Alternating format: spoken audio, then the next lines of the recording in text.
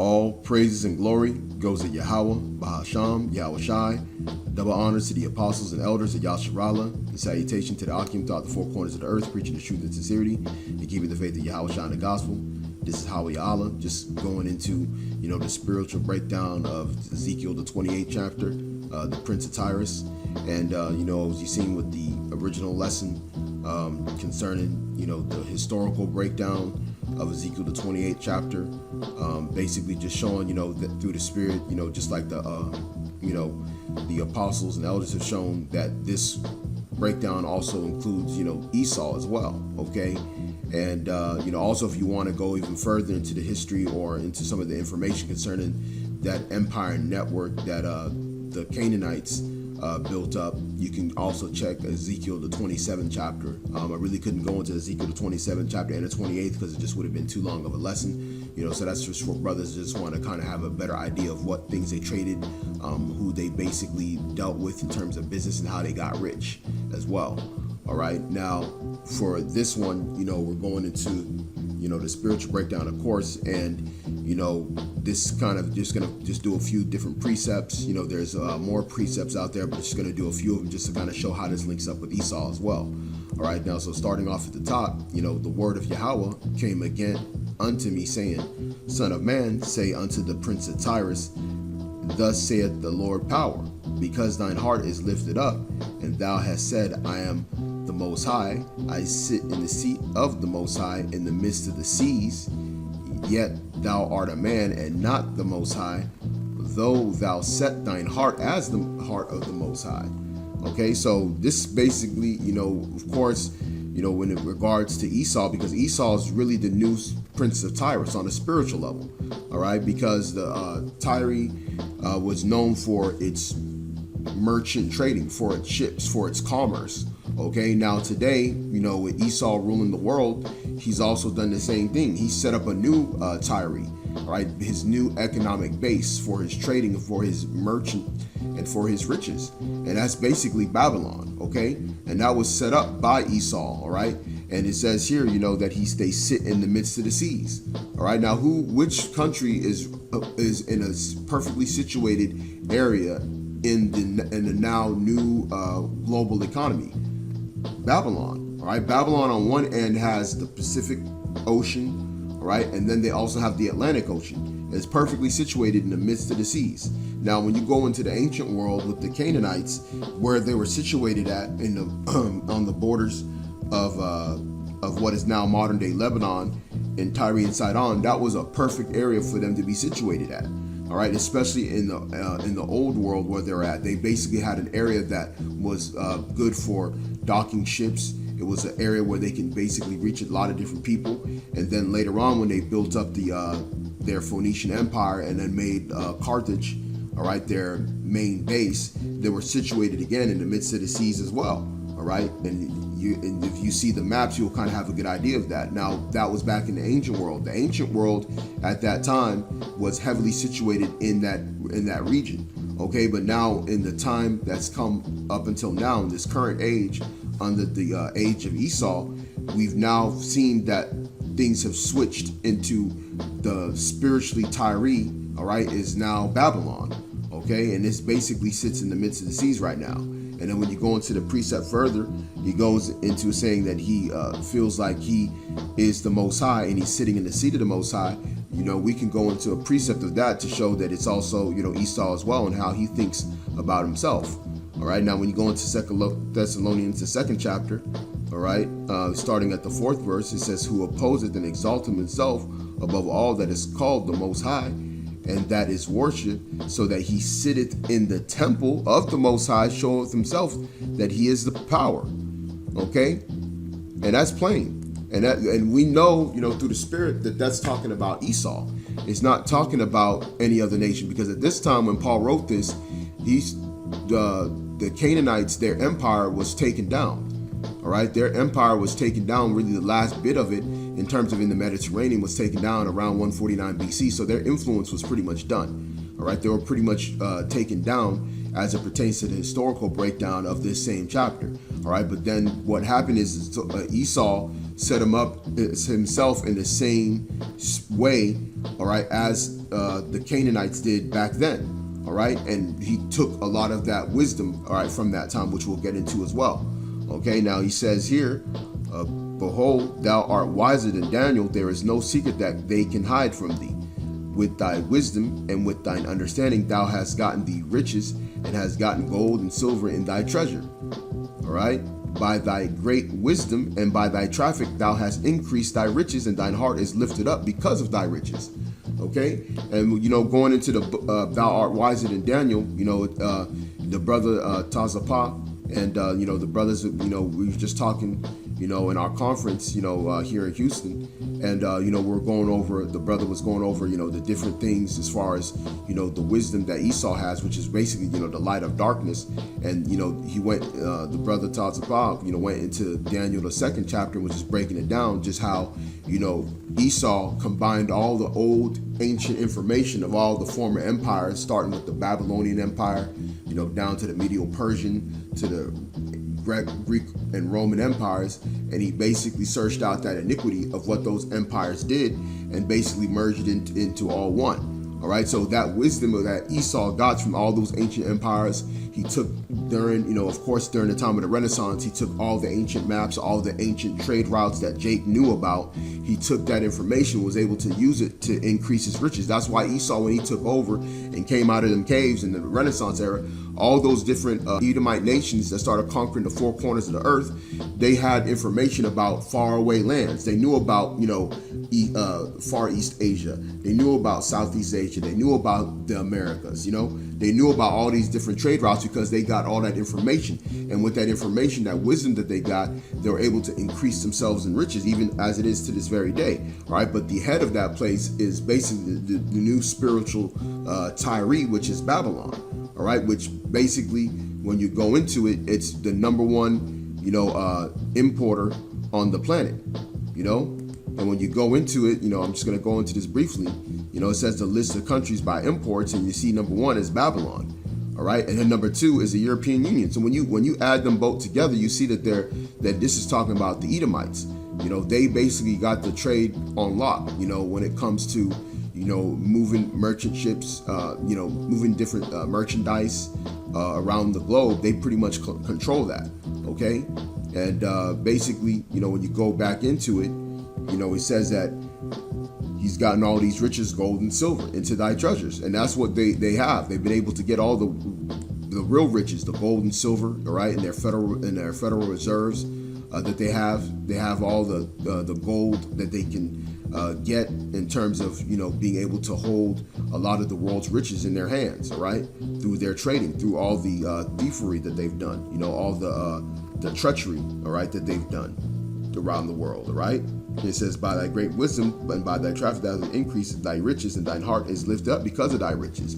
All right. Now, when you go into this word for riches, all right, went over it in the last lesson, through the Spirit, and you see here that this word for riches is chayal, which basically means strength, might, efficiency, wealth, army. All right. Now, when you go down into the Gesenius Hebrew Chaldees lexicon, it lets you know what it's talking about: strength, power, might, especially warlike, valor. All right. So that's basically what the new spiritual Tyre is also known for. So with all what happened was, during the time, of course, when we go back into the Phoenician, empire in the Mediterranean. They were known for basically having a great army within the Mediterranean. They had mercenary armies of different nations that they had set up to basically protect a lot of their riches. All right, so they had basically military bases stationed in different areas where they traded. All right, the main place being was Carthage for them at the time, as far as their main base. All right, and outside of Tyre. All right, so their hub, their mother hub, you can say, was Tyre, but they had their main military bases in different places, all throughout the Mediterranean. Now today, the spiritual Tyre, which is Babylon, all right, which was set up by the Edomites, they basically did the same thing now. All right, now what is America known for? America is known for its great navy and military bases that they have stationed all around the world. All right, they're in pretty much, every time zone on the planet. So anything that goes down wherever they do business, they can be there quickly. All right, and that's how the Canaanites operated, all right, within the Mediterranean. any issues that came up, any wars and battles that came up that was coming up against their riches, they had an army on standby, right, to basically battle. And that's what basically Babylon has done. All right, they've done the same thing by setting up those army. And you see here it says, thine heart is lifted up because of thy riches. What? Thine heart is lifted up because of thine army, thy military might. All right. And that's what the thing, if you know about these Babylonians, especially these Edomites, the first thing that they talk about, the reason why they're not going to go down is because they talk about this great military that they have. They talk about how they got nuclear missiles and how they got, the best Navy ships, all right, the best fighter jets, all right, the best surveillance, they feel like they got the number 1 elite fighting force with the Navy SEALs. They got the Army Rangers. So they're lifted up, all right? And that's the same spirit, that was there back under the Phoenicians. They got it today. The Most High, what the Most High does is he repeats.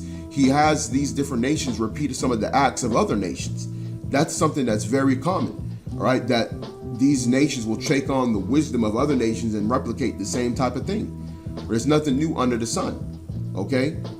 It's amazing that someone who, would come up against, this particular breakdown when, the apostles and elders have broken it down, plain and simple, to a lot of brothers, but, we got, guys, like, Sakari, right, who wants to come up against it saying, how is this talking about Esau? When it's obviously talking about Esau when you look at it on a spiritual level, okay? Now it says, therefore, thus said, the Lord power, because thou hast set thine heart as the heart of God, behold, therefore I will bring strangers upon thee, the terrible of the nations, and they shall draw their swords against the beauty of thy wisdom. They shall defile thy beauty. All right, now when you go into that, one in the last lesson, the terrible of the nations was talking about the Edomites that was going to basically come against, the Prince of Tyrus and his whole empire. All right, which is basically, starting with the Greek Empire that came and took down, the Persians came, took over Tyre, but allowed them to still do trading. So they were still, basically in a partnership with the Persians. But later on, when the Greeks came in, they pretty much took down, Tyre. And then later on, the Romans took down Carthage, which was their main base in the midst of the Mediterranean. All right, so that shows you just through the spirit, just how the Most High was able to raise up different strangers against them to take them down. Now, on this level, on the spiritual level side, now when it comes to Esau, the same thing's going to happen. All right, and that's referring to, these other nations that are going to rise up against them, starting with, pretty much the men of the elect. All right, is going to be the midst of that terrible amongst of the nations that's going to take them down. But when you're talking about who's going to really be the allied group that's going to come up against him, is talking about all these other nations that's going to rise up against the Prince of Tyre, which is basically, referring to, Babylon, all right? And the elites look at Babylon as their main hub, all right, of all their wickedness, all right? But what's going to happen is there's going to be all these different nations that have that might, because when you go into the word for terrible, all right, that word for terrible,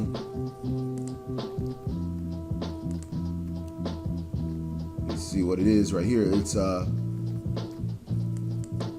Irayataza. All right, when he says here, all inspiring, terror striking, awesome, terrifying, ruthless, mighty. Okay, so the mighty ones is going to be able to deliver this sword. All right, is really talking about these other nations that have nuclear weapons. All right. So these other nations that are going to have the nuclear weapons to be able to take down the spiritual Tyre, they're going to basically be able to shoot those weapons. And that's basically the sword. The sword is meaning of destruction. That a sword, when it talks about a sword in the scriptures, it's talking about a weapon of destruction. All right, a weapon that's fashioned to kill. All right, now this is going to be those flying swords that's going to basically come upon the land. All right, that's going to be shot by all these nuclear capable countries, including NATO. All right, India, Pakistan, North Korea, China, Russia. All right, they're all going to fire their missiles. All right, at Babylon. And go further down, it says they shall bring thee down to the pit. All right, so down to the grave, meaning that they're gonna destroy you. You're gonna be in a dead state, and that's what's gonna happen when those missiles get fired off and they hit this place. This place is gonna be a no man's land. It's just gonna be a wasteland. All right, and it says thou shalt die the deaths of them that are slain in the midst of the seas. All right.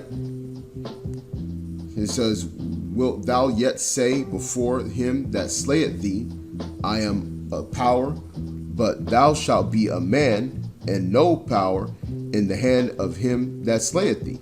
All right. So when you go further up as well, I'm going to go back to this in the deaths of them that are in the midst of the seas. There's also, when you go into the midst of the seas, when you refer to the ancient Tyre, you're going to see here, just to kind of see the parallel. It says here, the Tyre, the famous Phoenician seaport, is located 20 miles south of Sidon in the Mediterranean coast. Conquest of the promised land of Joshua, the Canaanites were not drawn out of Tyre and other Phoenician cities as the Most High commanded. It says this city was justly entitled Queen of the Seas. Okay, that element bringing to it the tribute of all nations. Okay, so that shows you, if you can't see that spiritually, something's wrong with you. If you can't see how that Tyre back in the ancient world correlates with Babylon today. All right, and that's the Queen of the Seas. When you go today now, that's known as the whore of Babylon. When you go into in fact, I'm gonna go ahead and go into it right now. All right, you go into Revelations 17 and 15, and he said unto me, the water which thou sawest, where the whore sitteth, are the peoples, multitudes, nations, and tongues. All right, so basically the same thing, basically being the whore, the Queen of the Seas. All right, which spiritually, when you break it down, is talking about, that sits upon all these different nations. The same way which the Prince of Tyrus did. They sat upon all these different nations. They were able to trade with all these different nations and get riches, right, because of the wisdom that they had. And they basically had them, economically in subjection, all right, to a large degree as well. All right, when you go into the breakdown in Ezekiel, the 27th chapter, if you want to have that understanding, you can kind of go into seeing exactly how much control that they had with their trade network and what they traded with everybody with, and how they got very rich as well. All right, so you can see spiritually, the same thing that's going to happen, as well, with the spiritual Tyre, which is Babylon. All right. So this pertains, like we're saying, through the spirit, this pertains to Esau as well and his empire. All right. So it says, going down to the 10th verse, it says, thou shalt die the deaths of the uncircumcised by the hand of strangers, for I have spoken it, saith the Lord power. All right. It says, moreover, the word of Yahweh came unto me, saying, Son of man, take up a lamentation unto the king of Tyrus, and say unto him, thus saith the Lord power, thou sealest up the sum full of wisdom and perfect in beauty. Thou hast been in Eden, the garden of the Most High. Every precious stone was thy covering, the sardius, topaz, and the diamond, the beryl, the onyx, and the jasper, the sapphire, the emerald, and the carbuncle, and the gold. The workmanship of thy tabrets and the pipes were prepared in thee in the day that thou wast created. All right. So now when we go into this, that's the same thing as well, because you got to understand is that back in the time in the garden, when all the different atoms were created, you also had, at first on the level going back into the last lesson, you basically had, the Adam who was of Canaan. All right, to those who can receive it. All right, because that was part of the setup in the garden, was to have that nation there, which is the reason why when you go into the last lesson, you go into Zechariah, the 14th chapter, why the Canaanites are no longer going to be in the land. So they're not going to have no land inheritance when the time comes, which also completely fulfills the curse, all right, going back into after the flood, all right, with Noah, when he had that curse against Canaan. All right, so that basically fully fulfills that curse as well. All right, now when you look at this also on a spiritual level, we know also what happened in the garden when Abel, all right, and Cain were born. You had Cain that slew Abel, all right, and we know through the spirit that Cain was Esau. Esau came back through Isaac. That was also basically spiritually Cain as well. All right, so when you go into that, lets you know that he was also in the midst of the garden as well, and he had all these things. He was able to have all these different things because he was the son of Adam at the time. All right, Cain and Abel. All right, so all these things, the covering that they had all that stuff because they were in the midst of the garden. All right, and they had access to all those great resources and riches. All right, but later on, what happened with him? All right, it says Ezekiel 28:14, thou art the anointed cherub that covereth, and I have set thee so. Thou wast upon the holy mountain of the Most High. Thou hast walked up and down in the midst of the stones of fire. All right, now we know who is the anointed cherub that covered. All right, today we're talking about Esau. Esau is the anointed cherub that covered. That's the reason why a lot of these nations don't know who they are. A lot of our people don't know who they are because the Most High gave them that power, all right, in this current age to cover that understanding, all right? First, of course, leading with the spiritual demon Satan, but the spiritual demon Satan is dealing directly with Esau, all right? And he's got this power to cover, all right? Now, we can go into that in Job 9:24, right? The earth is given unto the hand of the wicked. He covered the faces of the judges thereof. If not, where and who is he? So there is a man that is on the planet who's covering the faces of the judges, who's been given that power, all right? And that's Esau, all right? So now when you go further down, thou was perfect in thy ways from the day that thou was created till iniquity was found in thee. All right. And that goes back again to Cain and Abel. All right. When Cain slew Abel. All right. Because up until that point, Cain was perfect. All his acts were righteous up until the time when he did not bring the proper sacrifice to Yahweh. And then he was mad. And then at that point, he slew his own brother. All right. That was the day that iniquity was found in him. All right. So, and then further on, now it's still talking about Esau, the same man. It says, by the multitude of thy merchandise, they have filled the midst of thee with violence, and thou hast sinned. Okay?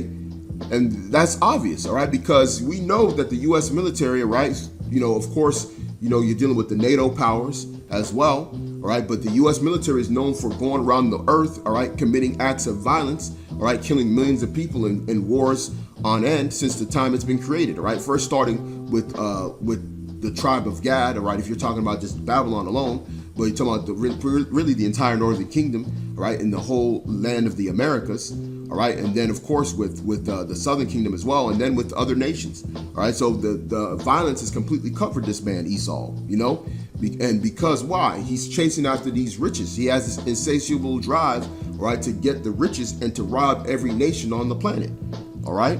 And it says, therefore I will cast thee as profane out of the mountain of the Most High, all right, and I will destroy thee, O covering cherub, from the midst of the stones of fire. All right, now who is in the mountain? Who is in the mountain of the Most High right now? All right, Esau. All right, you go over there to Israel, you got Amalek over there, all right, who's the head of the Edomites, and they basically are in the mountain of the Most High. All right, and basically right now they're taking on our identity, and they're basically sitting on top of the government, all right, which is basically also known as the elect, all right, the governing body of the Most High as well, all right. So he's going to be cast out, all right, from the mountain of the Most High. And he says, and I will destroy thee, O covering cherub, from the midst of the stones of fire. Thine heart was lifted up because of thy beauty. Thou hast corrupted thy wisdom by reason of thy brightness. I will cast thee to the ground. I will lay thee before kings, that they may behold thee. All right. So when Esau gets taken down, all these other nations are going to realize that the Most High is the power, and he's going to cast them down. He's going to bring them down low.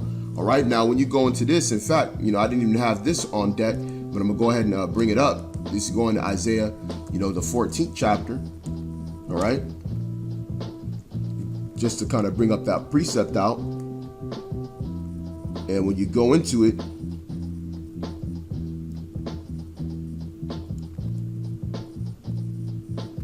yeah, all right. So here it is. Start up. Yeah, let's start at the 9th verse. Hell from beneath is moved for thee to meet thee at thy coming. It stirreth up the dead for thee, even all the chief ones of the earth. It raised up from their thrones all the kings of the nations. All right, so all the kings of the nations are going to be risen up against Esau. And let's see what's going to happen. All they shall speak and say unto thee, art thou also become weak as we?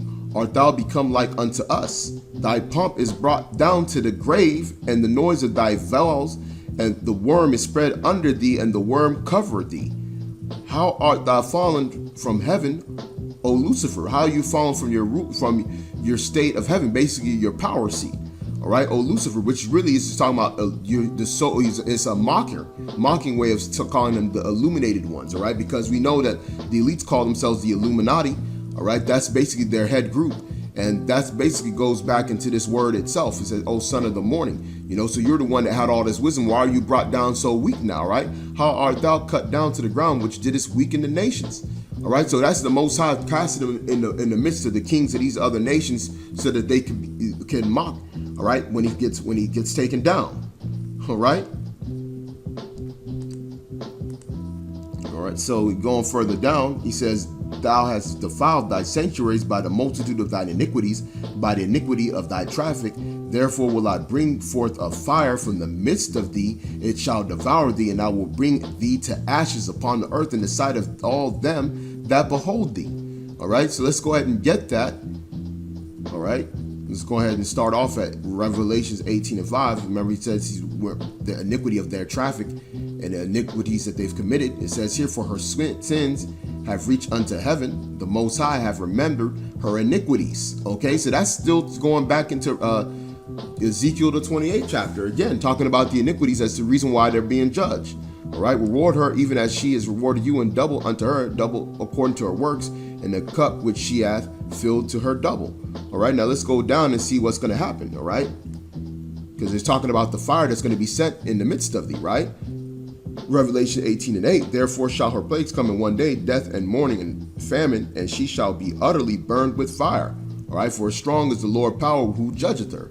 All right, so that's letting you know again, that the judgment that's written spiritually in Ezekiel the 28th chapter is still talking about Babylon, still talking about Esau getting taken down from his power seat. All right, it says, "And all they that know thee among the people shall be astonished at thee. Thou shalt be a terror, and thou shalt be no anymore." All right, and that's true, because once Babylon is destroyed, all right, which is spiritual Tyre today, is basically going to be no more. All right, and it says, "And the word of the Lord came unto me, saying, Son of man, set thy face against Zidon and prophesy against it."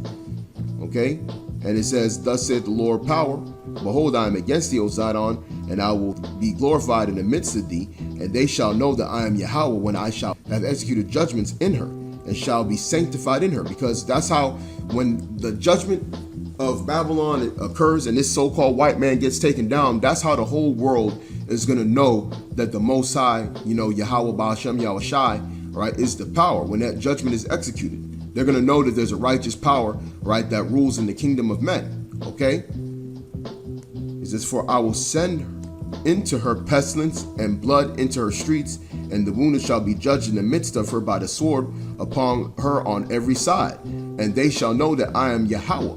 All right, and the sword that's going to be on every side that's going to judge, all right, Esau, really starting with the destruction of Babylon, is talking about the sword, those nuclear missiles, the flying swords, all right, the destroying weapon.